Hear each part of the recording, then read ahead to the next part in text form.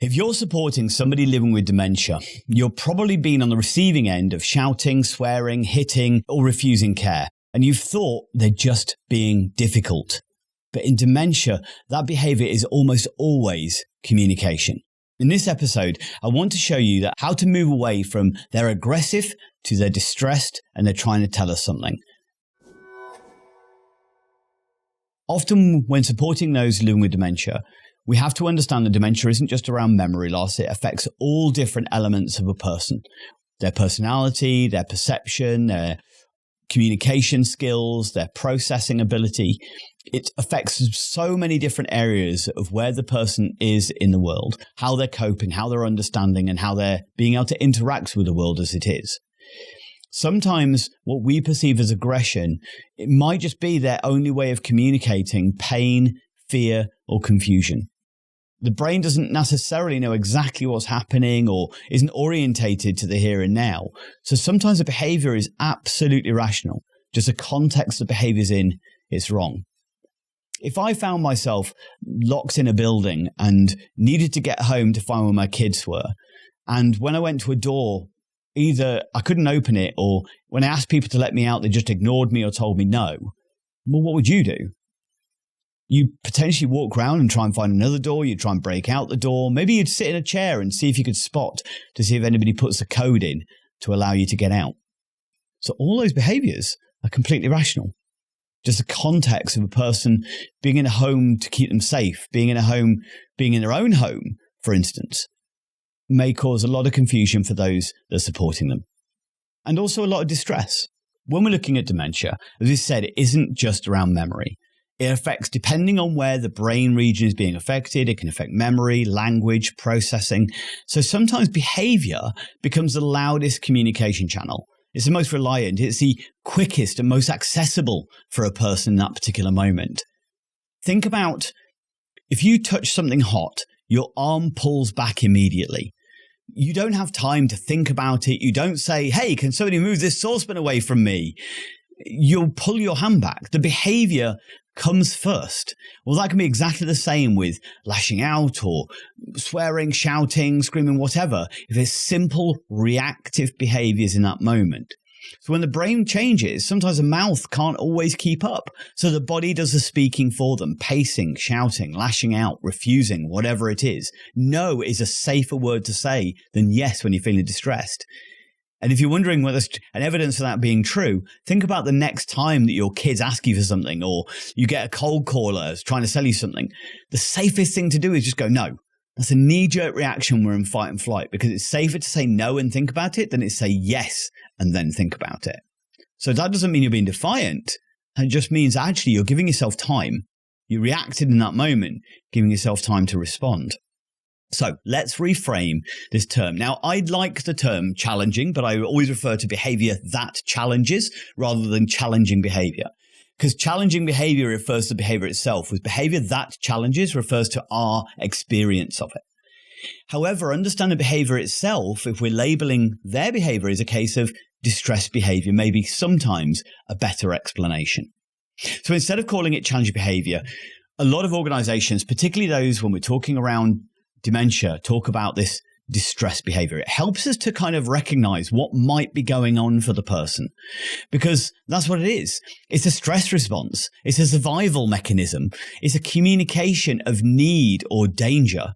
Sometimes the hidden drivers behind certain behaviors you'll come across with those living with dementia, it isn't because they're bad or rude or nasty. It's because they're in some level of pain or physical discomfort. It could be because they're frightened or confused, or there's a misperception, there's a misunderstanding.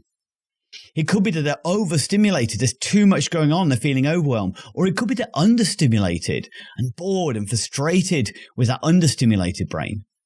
It could even be trauma history triggered by certain care tasks. What if somebody helping you to undress brings back bad memories? For instance, many individuals with dementia, sometimes they may have got physical injury, but they wouldn't be able to necessarily tell us, I've broken my hip.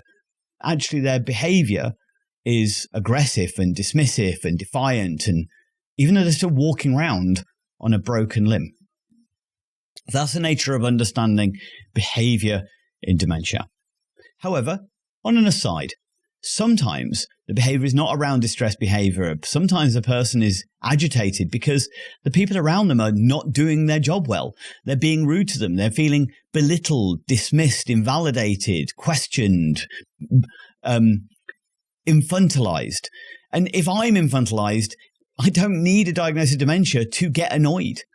I don't need, if somebody's patronizing me or bullying me or telling me what to do, if I lash out with a leave me alone, that doesn't immediately mean, it's because of the dementia. It's because you're doing something wrong. So please be mindful that all behavior is a form of communication, but not all behavior is caused by the diagnosis. And that goes across the board as far as all care settings are concerned. So we're going to give you a simple 3-step response framework for helping and supporting an individual in dementia with distress. I've got a number of different systems that I use, but this is a real simple kind of 3-step process. If you're experiencing somebody who's getting agitated, getting overwhelmed, or behaving in a way that we're finding challenging, first off, pause and protect yourself. Think about safety first. So you might want to give them a little bit of space. You might want to soften. Think about what irritates you when you're already agitated. People talking a lot, people trying to take over you, people trying to tell you what to do, commanding and demanding. So here's a great bit of advice. Just shut up for a minute. Be calm, be peaceful, recognize where they are, step back. So pause for a moment. Soften your body language and tone. But then step 2 is we need to scan for what's going on. We have a system referred to as our HELP model, which is human, emotional, cognitive, location, and physical. And basically what we're doing is looking to see what we might be able to do to help this person, what might be causing them stress or distress. So we're scanning for the need. Are they in pain? Do they need the toilet? Are they a good temperature? Is it noisy in here? Are they struggling to understand? Is it to do with the time of day? Are they getting tired? Who else is in the room? What do I know about this person? What's their history? What would usually be happening this time of day? Or what would usually be going on in this room? Or whatever it is. Let's see if we can explore their history to better understand what the need might be in this moment. And step 3 is adjust and connect. Can we change the environment to reduce our distress? Can we do something to help? If it's human, let's remove the person. If it's emotional or cognitive, can we do something to comfort them or to let them know or point out, help them to navigate the reality? Or we focus on the truth and the feelings of the situation? Maybe we need to change the location or the environment in some way. Or do we need to look what might be causing them physical discomfort? Are they hungry? Are they in pain? Is there anything we can do to help them? Now, sometimes it isn't always easy to recognize exactly what's going on, what the cause is. The one thing we can always notice is how a person's feeling in that moment, and to validate their feelings. And here's a little phrase that you can use, or a guise that you can use that can really help you.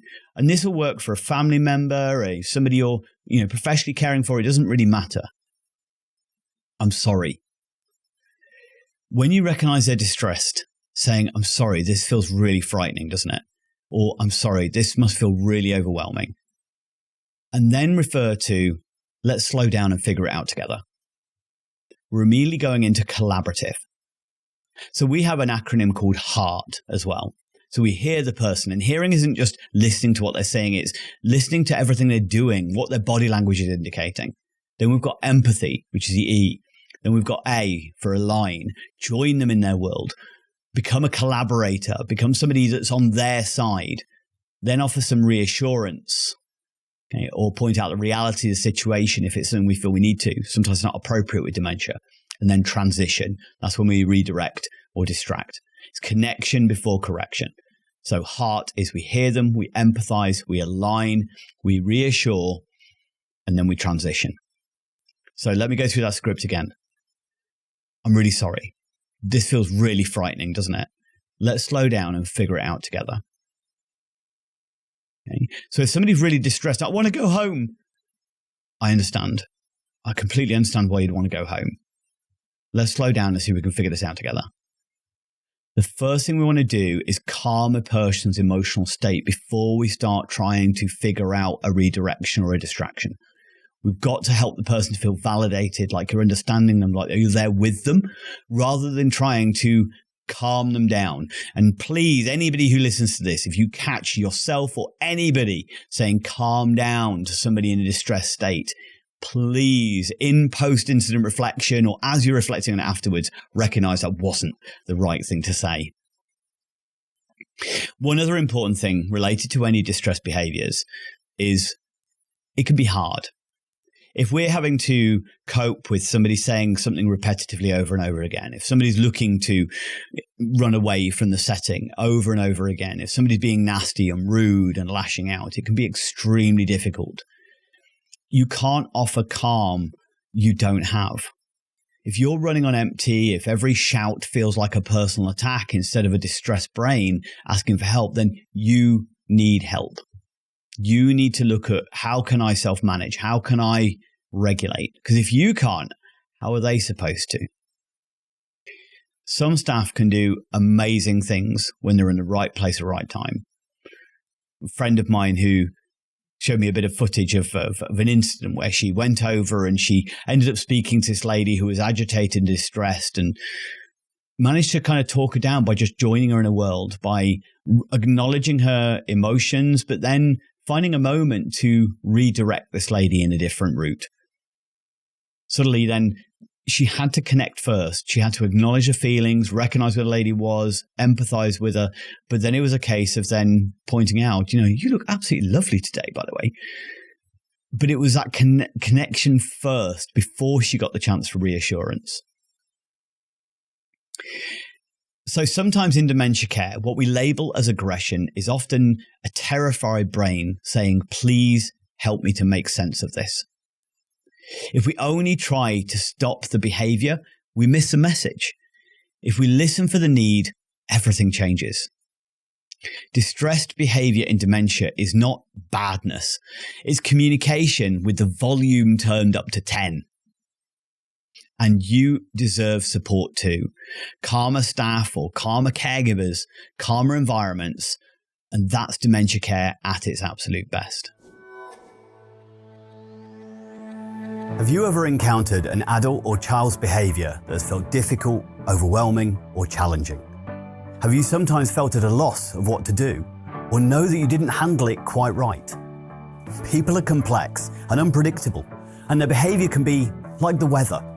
We've all made the mistake of looking out the window and feeling safe to wear shorts, but 5 minutes later, wishing for an umbrella.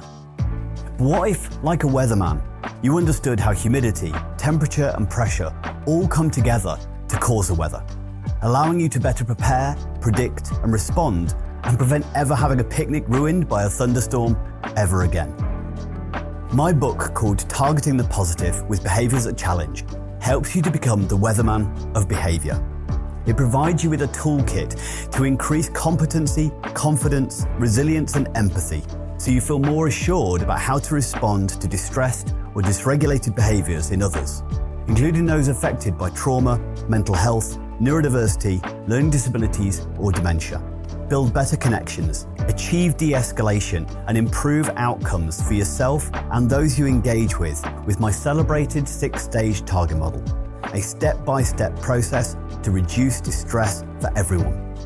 Discover my empowering, person-centered guide in Targeting the Positive, written by me, Andy Baker, available from online bookstores worldwide.